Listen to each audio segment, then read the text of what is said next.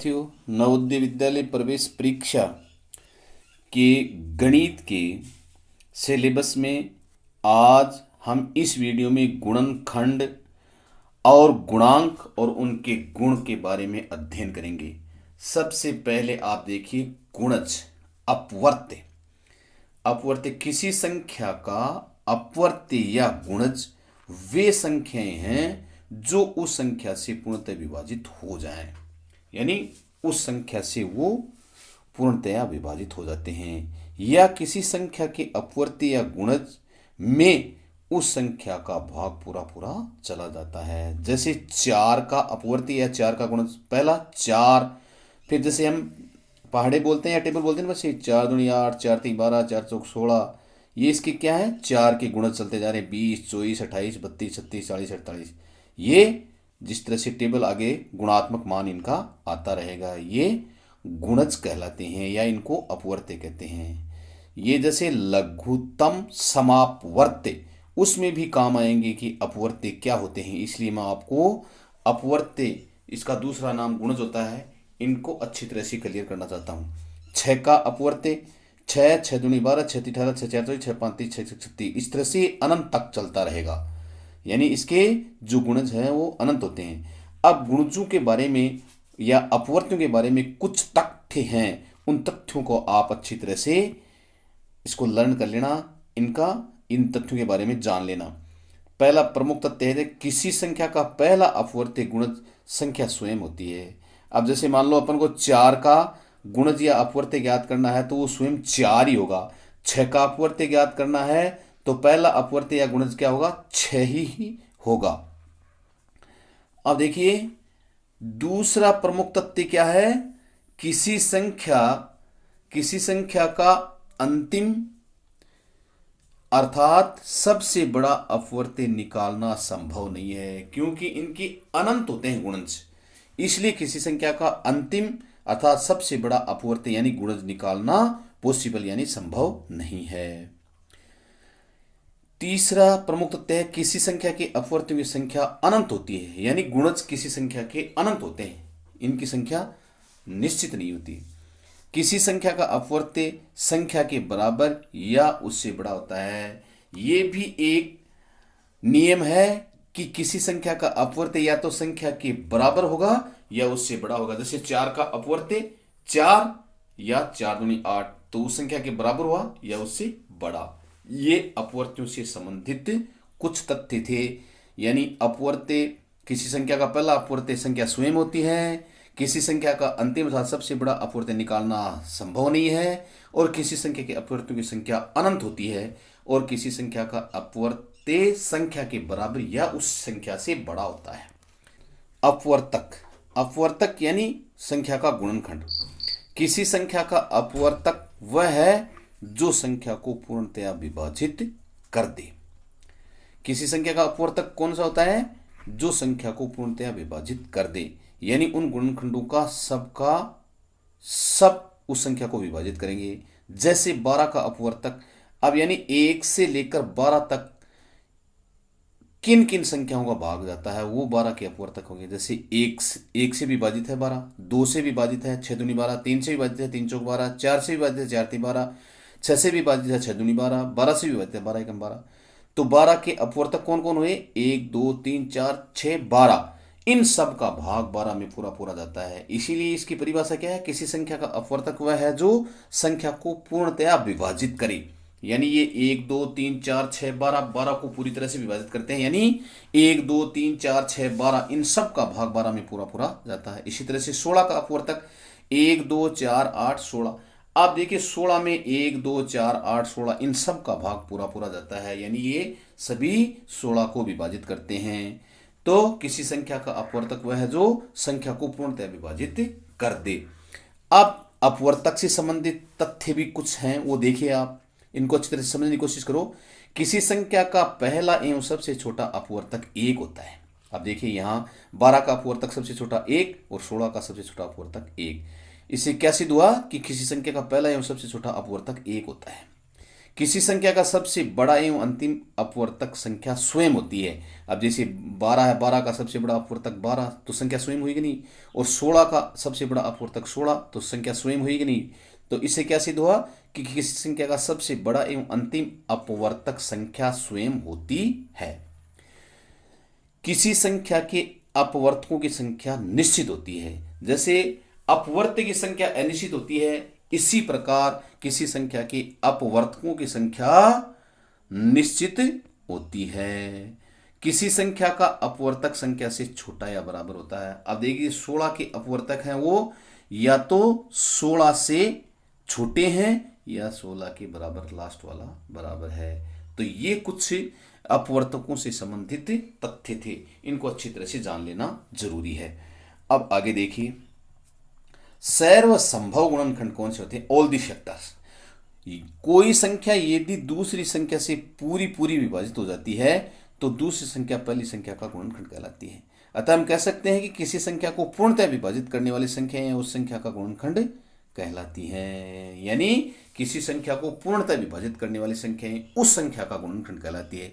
जैसे 12 के सर्वसंभव गुणनखंड 1 2 3 4 6 12 है, तो ये सारी संख्याएं जो हैं वो 12 को विभाजित करती हैं, इसलिए 12 के सर्वसंभव गुणनखंड है। सर्वसंभव गुणनखंड का अर्थ होता है जो संख्या दी हुई है उस संख्या में 1 से लेकर उस संख्या तक कौन कौन सी संख्याओं का भाग पूरा पूरा जाता है वो उस संख्या के सर्वसंभव गुणनखंड ऑल दी फैक्टर्स होते हैं। जैसे 12 है, अब 12 में 1 से लेकर 12 तक 1 2 3 4 6 और 12 इन संख्याओं का पूरा पूरा भाग जाता है। अतः 12 के सर्वसंभव गुणनखंड हुए 1 2 3 4 6 12। 1 का भी भाग पूरा जाता है, 2 का भी, 3 का, 4 का, 6 का और 12 का पूरा पूरा भाग 12 में जाता है। अतः ये सभी 12 के सर्वसंभव गुणनखंड हैं। तो सर्वसंभव गुणनखंड की सीधी सी परिभाषा क्या हुई कि कोई भी संख्या दी हुई है उसमें 1 से लेकर उस संख्या तक कौन कौन सी संख्याओं का भाग पूरा पूरा जाता है वो उसके सर्वसंभव गुणनखंड कहलाते हैं। उभयनिष्ठ गुणनखंड, कॉमन फैक्टर क्या होते हैं? उभयनिष्ठ गुणनखंड उस संख्या को कहा जाता है जो दी गई 2 या 2 से अधिक संख्याओं में प्रत्येक का गुणनखंड हो। वो दोनों संख्याओं या 2 से अधिक है तो सबका गुणनखंड होना आवश्यक है, वो उसके उभयनिष्ठ गुणनखंड कॉमन फैक्टर कहलाते हैं। जैसे 16 और 24 के उभयनिष्ठ गुणनखंड हैं 1 2 4 8। कैसे? जैसे 16 के सर्वसंभव गुणनखंड हुए 1 2 4 8 16 और 24 के सर्वसंभव गुणनखंड हुए 1 2 3 4 6 8 12 24। अब इन दोनों में कॉमन कौन कौन से हैं, उभयनिष्ठ कौन से हैं? 1 दोनों में है, 2 दोनों में है, 4 दोनों में है, 8 दोनों में है। तो 16 और 24 के उभयनिष्ठ गुणनखंड क्या हुए? 1 2 4 8। तो उभयनिष्ठ गुणनखंड का अर्थ क्या हुआ? उभयनिष्ठ गुणनखंड का अर्थ होता है जब 2 या 2 से अधिक संख्याएं दी हुई हैं तो वो 2 या 2 से अधिक संख्याओं के प्रत्येक का गुणनखंड होना चाहिए, वो उभयनिष्ठ गुणनखंड कहलाता है। अभाज्य गुणनखंड, अभाज्य गुणनखंड नहीं, प्राइम फैक्टर्स, जो प्राइम नंबर्स के फैक्टर हों। किसी संख्या के गुणनखंड यदि अभाज्य हो तो उन्हें अभाज्य गुणनखंड कहते हैं। जैसे 18 के अभाज्य गुणनखंड निकालने हैं तो 18 पहले किससे, 18 में किसका भाग जाएगा? 2 से भी विभाजित है, 2 का भाग दिया कितना आ गया? 9। फिर 9 को कितने से विभाजित कर सकते हैं? 3 से, तो 3 से विभाजित आएगा 3, 3 से 3 से विभाजित होगा और 1 आ गया। अब इसके अभाज्य गुणनखंड क्या हुए? 2 गुणा 3 गुणा 3 और इनका गुणनफल 18 होता है। 3 3 9 2 18। और ये सारी अभाज्य संख्याएं, अभाज्य संख्याएं ये होती है जैसे 2 से स्टार्ट होती है, 2 3 5 7 11 13 17 19 23 29 31, ये संख्याएं क्या है? अभाज्य। अभाज्य संख्या का मतलब क्या होता है? वे संख्याएं जो केवल 1 से और स्वयं अपने आप से ही विभाजित हो, अन्य संख्याओं से विभाजित ना हो, वे संख्याएं अभाज्य कहलाती हैं। तो अभाज्य संख्याओं के गुणनखंड हैं वो अभाज्य गुणनखंड कहलाते हैं। गुणज का मैं पहले आपको स्पष्टीकरण कर चुका हूं। गुणज का मतलब होता है संख्याओं के गुणात्मक मान। जैसे हम टेबल बोलते हैं ना, उसी तरह से पहाड़े की तरह। जैसे 5 की गुणज, 5 की प्रथम 5 गुणज दिया, जैसे 5 5 10 5 15 5 20 25, ये गुणात्मक मान होते हैं, वो संख्याओं के गुणज कहलाते हैं, मल्टीपल्स। आप इन उदाहरणों से ये सारी चीजें, सर्वसंभव गुणनखंड है, अभाज्य गुणनखंड है, उभयनिष्ठ गुणनखंड क्या है, सारे क्लियर हो जाएंगे। गुणज क्या है? 36 के सभी गुणनखंड लिखिए। जब तक अभाज्य गुणनखंड का नाम नहीं लिखा हुआ है तब तक हम उनके सर्वसंभव गुणनखंड ही मानते हैं। जैसे 36 के गुणनखंड हैं 1 2 3 4 6 9 12 18 36। अब यानी 36 में 1 से लेकर 36 तक कौन कौन सी संख्याओं का भाग पूरा पूरा जाता है, वही 36 के गुणनखंड होंगे। 1 का जाता है, 2 का, 3 का, 4 का, 6 का, 9 का, 12 का, 18 का, 36 का। इन संख्याओं का पूरा पूरा भाग 36 में जाता है। अतः 36 के ये गुणनखंड होंगे 1 2 3 4 6 9 12 18 36 उत्तर। उदाहरण नंबर 2 देखिए, 5 के प्रथम 5 गुणज लिखो। अब 5 के प्रथम 5 गुणज हो गए। पहला 5, 5 दूनी 10, 5 3 15, 5 चौक 20, 5 25। ये 5 के प्रथम 5 गुणज हो गए। 5 10 15 20 25। उदाहरण नंबर 3, 12 और 18 के उभयनिष्ठ गुणनखंड कौन कौन से हैं। अब 12 के गुणनखंड निकाल लो और 18 के गुणनखंड निकाल लो, और उन दोनों में जो समान होंगे वही उभयनिष्ठ गुणनखंड होंगे। अब 12 के गुणनखंड हो गए 1 2 3 4 6 12, और 18 के गुणनखंड हो गए 1 2 3 6 9 18। अब इन दोनों में कॉमन देखिए, समान। 1 दोनों में है, 2 दोनों में है, 3 दोनों में है, और 6 दोनों में है। तो ये इसके उभयनिष्ठ गुणनखंड हो गए 12 और 18 के, 1 2 3 और 6। आया समझ में।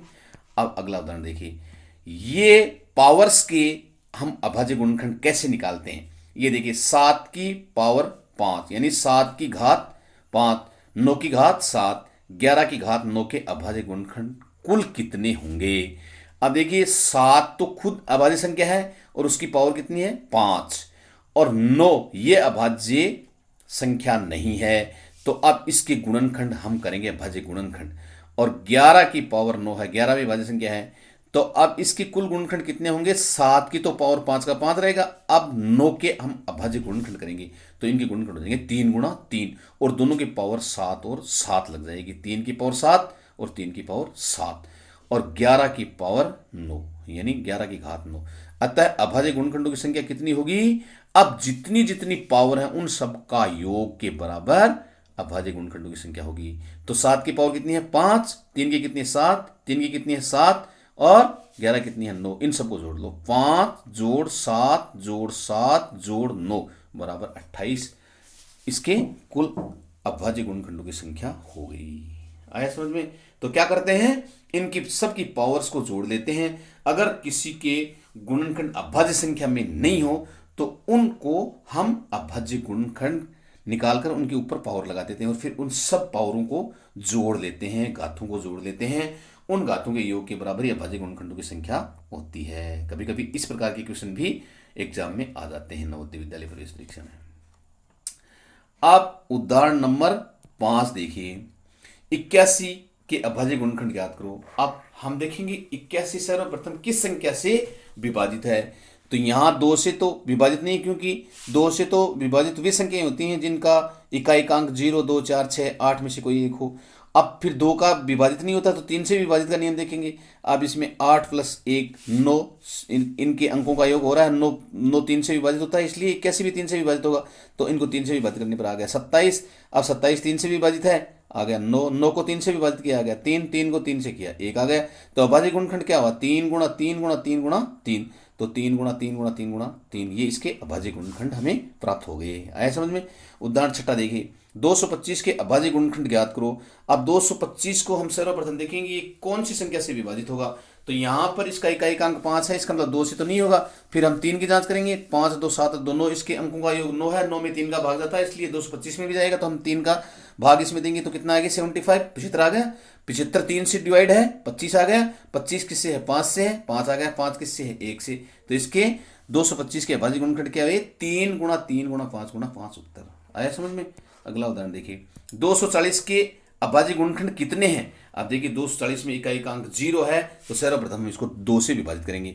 2 से विभाजित करने पर आ गया 120। 120 में भी इकाइकांक 0 है, 2 से होगा तो आ गया 60। 60 को 2 से किया तो आ गया 30। 30 को 2 से विभाजित किया 15। 15 को 3 से किया तो 5। 5 को 5 से किया तो 1। तो इसके कुल अभाज्य गुणनखंड क्या आ गए 2 गुणा 2 गुणा 2 गुणा 2 गुणा 3 गुणा 5। और कुल अभाज्य गुणनखंडों की संख्या कितनी है 1 2 3 4 5 6। 6 कुल इसके अभाज्य गुणनखंड हैं। तो अगर संख्या में पूछता है कि कुल कितने अभाज्य गुणनखंड हैं तो उनको काउंट करके हम बता देते हैं कि कुल इतने अभाज्य गुणनखंड हैं। अब मैं उम्मीद करता हूं कि आपके सर्वसंभव गुणनखंड क्या होते हैं, अभाज्य गुणनखंड क्या होते हैं, गुणज क्या होते हैं, सर्वसंभव गुणनखंड क्या होते हैं और उभयनिष्ठ गुणनखंड क्या होते हैं, ये सारी चीजें आपकी अच्छी तरह से क्लियर इस वीडियो की सहायता से हो गई होंगी। अब मैं आपको कुछ अभ्यास के लिए प्रश्न यहां दे रहा हूं, आप इनको अब निकालने का अभ्यास कीजिए और कमेंट बॉक्स में इसके आंसर अवश्य लिखें ताकि पता चले कि आपके आंसर सही थे या नहीं। पहला प्रश्न है, निम्न के प्रथम 6 गुणज लिखो। अब 6 के प्रथम 6 गुणज लिखना है, जैसे 6, फिर 6 का 2 गुणा 12, फिर 3 गुणा, 4 गुणा, 5 गुणा, इस तरह से गुणज लिखते जाएंगे। इस तरह से 11, 18, 22 और 27 के लिखने हैं। क्वेश्चन नंबर 2, निम्न के सर्वसंभव गुणनखंड ज्ञात करो। अब सर्वसंभव गुणनखंड का मतलब है, जैसे 16 का ज्ञात करना है तो 1 से लेकर 16 तक इसमें कौन कौन सी संख्याओं का भाग जाता है 16 में, वो उसके सर्वसंभव गुणनखंड होंगे। इसी तरह से 24 के, 32 के, 40 के और 72 के निकाल लेंगे। फिर है, निम्न के अभाज्य गुणनखंड ज्ञात करो। इनको अभाज्य संख्याओं से विभाजित करते हुए इनके गुणनखंड ज्ञात करने हैं। 32 का जैसे 2 का भाग देंगे, 16 आ गए, 16 में फिर 2 का भाग दिया, 8 आ गए, 8 में 2 का भाग दिया, 4 में 2 का भाग दिया, 2 में 2 का भाग दिया 1, और वो सारे इसके अभाज्य गुणनखंड हम नीचे लिख लेंगे, वो हो जाएंगे। इसी तरह से 45, 64, 81, 108 और 144 के निकालने हैं। क्वेश्चन नंबर 4, 36 और 64 के उभयनिष्ठ गुणनखंड ज्ञात करो। अब आप 36 के सर्वसंभव गुणनखंड निकाल लेंगे और 64 के सर्वसंभव गुणनखंड निकाल लेंगे और दोनों के जो समान गुणनखंड होंगे वही उभयनिष्ठ गुणनखंड होंगे, वो आप इनके जो कॉमन है वो ज्ञात कर लेंगे। तो इस तरह से मैं उम्मीद करता हूं कि ये आपके गुणनखंड का जो टॉपिक था वो अच्छी तरह से क्लियर हो गया होगा। और इन अभ्यास के प्रश्नों के उत्तर कमेंट बॉक्स में अवश्य लिखें। बहुत बहुत धन्यवाद।